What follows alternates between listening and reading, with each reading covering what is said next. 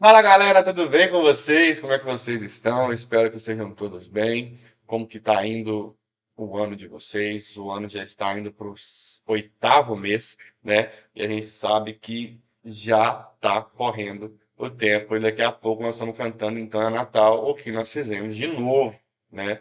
É uma realidade, é um fato, mas nós precisamos sempre estarmos atentos ao que temos que fazer mediante o reino de Deus, né? Hoje, Gênesis capítulo 21, acompanha comigo na tela aí, tá bom? E o Senhor visitou a Sara como tinha dito, e fez o Senhor a Sara como tinha prometido, e concebeu Sara e deu a Abraão um filho na sua velhice, ao tempo determinado que Deus lhe tinha falado. E Abraão pôs no filho que lhe nascera, que Sara lhe dera o nome de Isaque. E Abraão circuncidou o seu filho Isaque quando era da idade de 8 dias, como Deus lhe tinha ordenado, e era Abraão da idade de 100 anos quando lhe nasceu Isaque, seu filho. E disse a Sara: Deus me tem feito riso, todo aquele que eu vi se rirá comigo. Ok? Olha só, cara.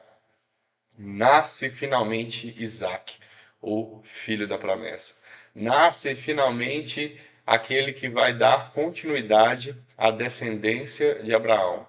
Nasce aquele que vai continuar a promessa que Deus estipula sobre a vida de Abraão, porque nós sabemos que isso vai passar a geração, né? Isaac vai gerar seus filhos, e aí nós sabemos que vai gerar nações, né?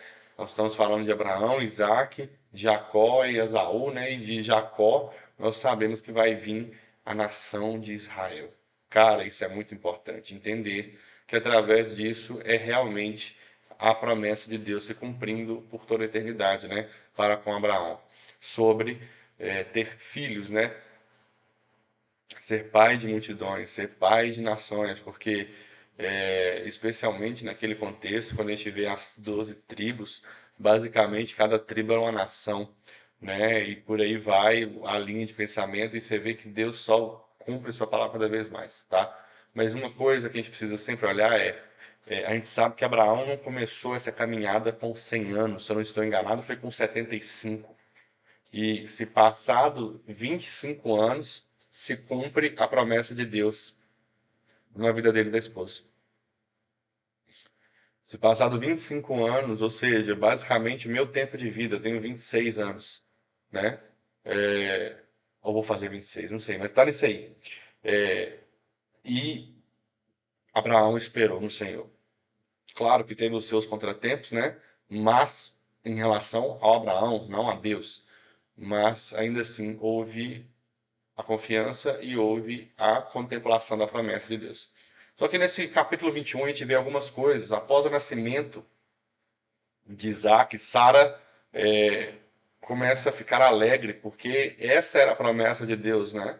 E quando a gente olha um outro detalhe, quando Abraão vai dar uma festa porque Isaac já está desmamado, ou seja, ele já começa a crescer e a estar cada vez mais próximo de se tornar um homem, mais próximo de ter as responsabilidades, em outras palavras, mais próximo de Abraão passar o cajado adiante, a fim de poder descansar e saber que a promessa vai continuar na próxima geração dele, que ele já deixou o seu legado, acontece algo. Porque a palavra fala que Ismael, né, o filho de Abraão com Agar, serva egípcia de Sara, começa a zombar. E Sara vê isso e não aceita isso e pede a Abraão para expulsar tanto a sua serva quanto o seu filho. E Abraão, a primeiro momento, ele até fica um pouco receoso, mas Deus dá ênfase no pedido de Sara no sentido de que, falando com Abraão, que poderia executar o pedido de Sara, pois a promessa de Deus para com Abraão iria continuar com Isaac e não com Ismael, ok? A continuidade, a originalidade da promessa, vou colocar assim, era para seguir com Isaac, de Isaac passaria para Jacó e por aí vai, ok? Essa é a linha de raciocínio aqui. tá bom? Eu não estou falando que Deus tem prazer em expulsar os outros, não é isso, tá? Mas é o fato aqui. Então, nós vemos isso. Agar é expulsa juntamente com Ismael. Abraão coloca um odre com água para eles e alimento.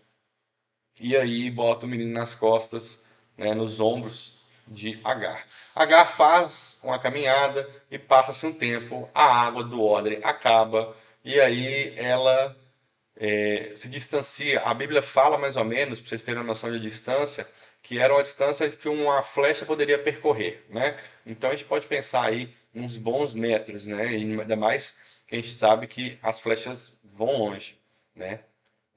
E a Bíblia fala que ela começou a chorar e tudo mais, e um anjo do Senhor